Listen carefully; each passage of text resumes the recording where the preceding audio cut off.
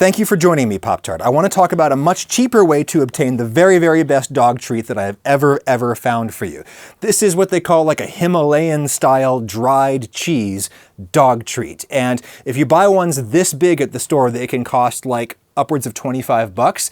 This I made for about $3 in ingredient costs. I mean, plus the cost of running a low oven for 24 to 48 hours, but I don't know how much energy costs where you live. For me, that was probably just a couple of bucks. Now, the great thing about this is that it's very nutritious for you. It's mostly protein. Am I boring you? Pay attention. It's mostly protein and milk sugars and stuff like that, but it also keeps you busy all darn day. If I give you a really big one, small ones you're able to kind of crunch through really easily. Big ones you really have to work for, and it'll last her like all day with her full attention. Now, this cheese actually originates from something for human consumption from the Himalayan part of the world, from Nepal, Bhutan, the Himalayan parts of India and China.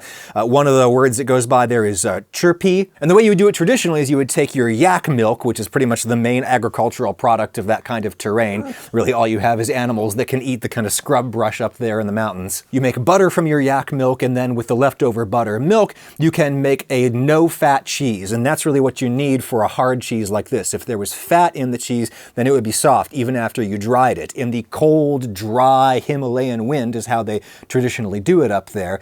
And then it becomes a thing that you can either rehydrate for a dish, or what people do a lot up there is they'll just break off a chunk, keep it in their mouth all day, kind of like chewing tobacco or something like that, or chewing gum. It's this thing that kind of slowly rehydrates in your saliva, and you kind of chew on it just for satisfaction or for fun, and then you can gradually eat it as it dissolves. But now that it's been popularized as a dog treat, people have been making it at home. Lots of recipes that you can find online, and here we'll do a basic one, really common one, which you'll see online, which is to take fresh milk, skim milk. Remember, it has to have no fat or next to no fat. I'm going to see how much I can fit in here. I'm hoping for 2 gallons. It's going to be a gallon and a half max in my biggest pot. And you definitely do not want to fill it all the way up to the brim, because we're going to bring it to a boil. And when that happens, it's going to expand. And if you put too much in there, it's going to like overflow. Now, as you're bringing that milk up to temperature, you have to stir it almost constantly in order to keep the milk solids from settling on the bottom and burning, which, if nothing else, just makes a pan that is just a big pain in the butt to scrub clean at the end. So you do have to stir it pretty constantly as you're doing this. So you take your milk and you bring it up to a boil, or a simmer is fine. And then you can kill the heat, and then you put in something to make the milk curdle. And this would be traditionally, you could use rennet, which is an enzyme derived from animals' stomachs. Sorry about that. Or you could just use acid. And the recipes online tell you to use lemon juice. Lemon juice is expensive. It's a pain in the butt to juice. You can just use vinegar, plain white distilled vinegar. The ratio that I'm following that I found online is 1/2 cup of vinegar or other acid to a gallon of milk. And they tell you to put in some salt. I'm not sure how I feel about that. I imagine it's in there as a preservative, but dogs really need very little salt for reasons that we've discussed in another video, right? It's mostly because you don't perspire very much, and so you don't lose as many electrolytes every day as I do, and so you don't need that much salt. I'll go ahead and put it in here. Again, it probably has some preservative value. So we go ahead and we stir that into the milk that has been brought to a simmer, gently stir it, and very quickly you will see a curd coming together. It's kind of gross, but also kind of fascinating. You'll very quickly see when all of the curd has formed. It'll be really visually obvious. You'll just have this big lump that's floating around in this kind of yellow mass. And then it is time to go ahead and strain that out. Actually, no, it's time to talk about our sponsor, which is Pet Honesty. Pet Honesty offers the next generation of supplements to help your animal live a happy, healthy, and a long life. That's what I'm hoping for. I like you. I want you to stick around. All kinds of supplements and other goodies available at pethonesty.com. Oh, check it out. This is a slow feeder bowl. It's sort of a little maze. Makes it take a little bit longer for her to eat her food.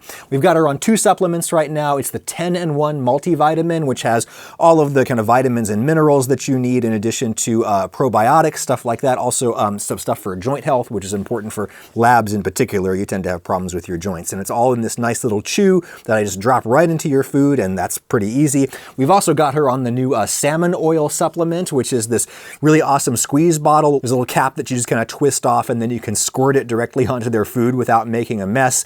So you just squirt it on their food, and that's delicious in a dog sort of way. You certainly lapped it up, and it's going to be conducive to having healthy skin, a nice bright shiny coat, yes, and even brain health. Yes, you're a big thinker. Right now you can save 25% at Pet Honesty using my link in the description, or use my checkout code PHADAM25 at checkout, PHADAM25. That'll work at pethonesty.com. It'll also work at Amazon. Thank you, Pet Honesty. So to make Himalayan dog cheese treats the way the internet tells you how to do it, I'm going to show you a better way, I think, in just a minute. But the way that the internet tells you to do it, you boil up the milk with the vinegar, and then you're going to need a cheesecloth to make any kind of cheese. Cheesecloth is available at pretty much any grocery store here in the United States. You just have to look for it. Really surprisingly common. So I'm going to go and strain this directly into the sink. It's a huge amount of whey that I got to get out of there for not that much cheese, which is the first thing that I don't really like about this method. A lot of effort, a lot of weight, a lot of mess for a pretty small amount of cheese.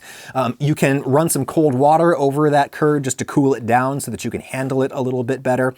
And then what you got to do is like wrap it up in the cheesecloth and then press on it, both to press out the excess whey that's inside the curd and also to kind of make it form into a solid mass. If you don't do that, it's going to end up being crumbly, and then they'll have a real easy time eating it. It'll just break off in chunks. You got to press it into a solid mass. So you gather it up, you can kind of twist it to get it really, really tight like that, press all of the easy way out, and easy way out. And then what you do is you have to dry it. So I'm just going to press like a weight on this. Gigantic can of tomatoes will do it for me, but you use whatever you've got. And then the refrigerator is a really great place to dry anything. Not in the crisper drawer, because that has a gasket that's designed to retain moisture, but in Gen Pop, in the refrigerator, in the general area, that's really, really dry air that's moving, which is what you really want for drying something out. That's how they do it in Tibet, even though it's cold. So after a few hours in there, I can unwrap it. It is solid enough for me to cut into chunks that are about the size that I'm going after. Then I'm going to just throw it into a rack and throw it into a low oven. Pretty much as low as your oven will go. For me, that's 150 degrees Fahrenheit or thereabouts. Use the convection fan if you have it, because that's again going to move the air around. Moving air dries things out much more efficiently. All right, now let me show you my way of making these things that is a whole lot better, I think. So here's just about a gallon of water that I have brought up to a boil. I did not have to stir it because it's just water. It's not going to burn. And into that, I'm just going to stir some powdered milk, non-fat milk. Remember, it can't have any fat, otherwise the cheese won't be hard enough. I'm just going to stir that in with a whisk to make sure that it doesn't form any lumps. Each of those bags says that it's enough to reconstitute about 2 gallons worth of milk. So I've got that into 1 gallon's worth of water. It looks like that water could dissolve far more milk solids than that. So I'll go in with another bag. So what we've got here is 4 gallons worth of milk solids, all in just 1 gallon worth of water, which is just much more efficient, much less mass for us to try to handle. And then the ratio that I found online was 1/2 cup of vinegar to a gallon worth of milk. I'll go ahead and keep with that ratio. So I've got 4 gallons worth of milk solids. That's going to be 2 cups of vinegar total. In that goes, and I'm not going to do any salt this time because my dog doesn't need any more salt, and I'm a little worried about it from a preservative standpoint, but just to be safe, I'm going to keep these in the freezer when I am done with them. Stir, stir, stir until that curd comes together. Gigantic curd this time, floating around in much less whey. Much better way to do this. Oh, and I got a bigger cheesecloth this time. Need a wider cheesecloth for this wide of a curd. Go ahead and press that out and bring it together with a nice squeezy motion. And then based on my prior experience, this stage of drying, you don't need any kind of basin to catch the liquid that's going to come out because it comes out so slowly that it evaporates before it can accumulate. So right on the cutting board there with a weight on top, throw it in the fridge for a couple hours. After that, it comes out. Whenever it's firm enough to cut, you can cut it.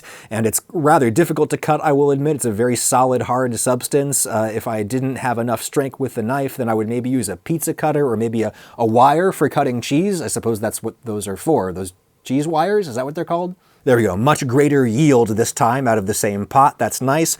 On it goes to a rack. In it goes to the oven. And then you just got to keep it going in the oven until they're hard enough. They should be like rock hard. So, after about half a day's worth, here we are. And if I press on this cheese, I can feel that it's hard on the outside, but it's still squishy on the inside. And if I were to give this to her at this stage, she would just mow through it really, really quickly. The whole point of this is to give them something to really, really get a workout on. Oh, by the way, I should say that if your dog doesn't have strong, healthy teeth, this is probably not the best treat. So I just let this go for about 36 hours, and then here we are, rock hard, just as hard as the ones you get from the store. Real nice. Again, there's going to be an energy cost associated with that, and I don't know what it's going to be for you, but for me it's kind of minimal because it's really just like running a space heater for a day and a half. It's just not that much heat. There we go. Just as good as store-bought, isn't it? Just as good as store-bought. Yes, I know. Okay. Oh, that's really nice. I know. You're so grateful. Now, here's the thing. When you are giving them this treat, you want to watch them because once they get down to the last little nubbin, the last little bit of it, they have a tendency to try to swallow it whole, and they could choke, Or what you usually do is you get it down, but then you're not able to like digest it. And so usually about 5 in the morning is when you throw it up again. I don't know why 5 is your vomit hour, but it always is. So here's the trick. Once they get down to the last little bit of it, what you do is you take that and then you soak it in water for, 5-10 minutes, something like that, just rehydrate it a little bit. And then what you do is you take it out of the water, you throw it into the microwave for 30 seconds is all it takes me, and it puffs up like a Cheeto, right? And then once it's puffed up like this, the internal structure should be open enough that you should be able to crunch right on through it safely. You've earned it.